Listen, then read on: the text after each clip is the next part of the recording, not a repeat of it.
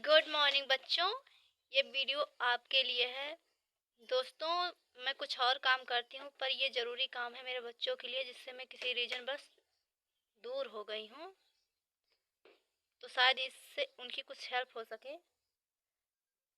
तो बच्चों, आओ अपने लेसन पे आते हैं। लेसन 7 मतलब पाठ 7, सप्तमा पाठा, 7 पाठ या पाठ 7।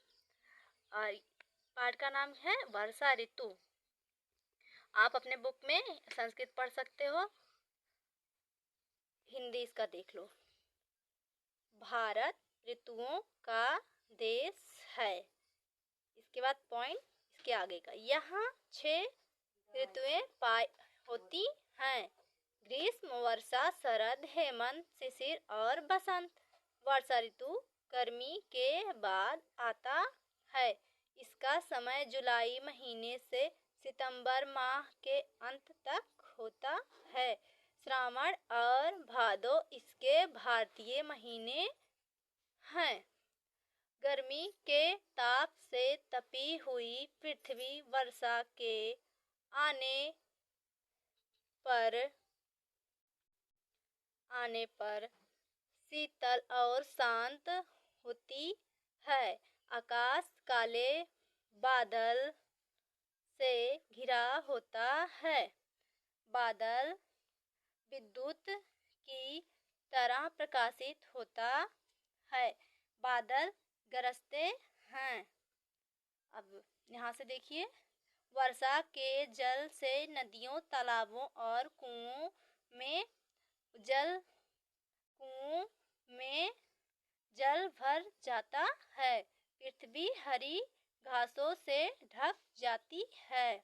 वृक्षों और लताओं में नए पत्ते आने लगते हैं। प्रकृति की शोभा नारी की तरह शोभती है। मोर बादल को देखकर नाचते हैं। मेढक कूदते और टर्राते हैं। वर्षा काल अत्यधिक लाभदायक होता है। हमारे देश की कृषि मुख्य रूप से वर्षा जल पर निर्भर है। अच्छी वर्षा होने पर अच्छी खेती होती है। इस ऋतु में श्री कृष्ण जन्माष्टमी, रक्षाबंधन, स्वतंत्रता दिवस उत्सव आयोजित होते हैं। अब इसके आगे का देखो बच्चों।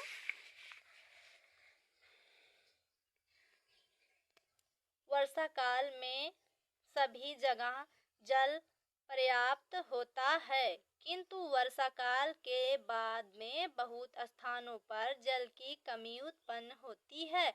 अतः इस वर्षा के समय में वर्षा के जल को विभिन्न उपायों से संग्रहित अर्थात इकट्ठा किया जाता है। गांव में तालाब होते हैं, वहां वर्षा का जल सुरक्षित होता है। नगरों में भी लघु जलाशयों का निर्माण कर वर्षा के जल को संरक्षित किया जाता है। वर्षा के समय कुछ हानि भी हो सकती है। इस समय बहुत से मार्ग जल और कीचड़ से भरे होते हैं।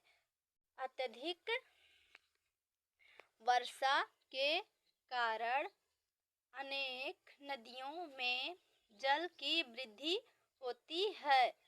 बाढ़ के कारण घर, पशु और मनुष्य भी नष्ट होते हैं। अनेक प्रकार के रोग भी उत्पन्न होते हैं, परंतु जल के बिना जीवन नहीं चलता है।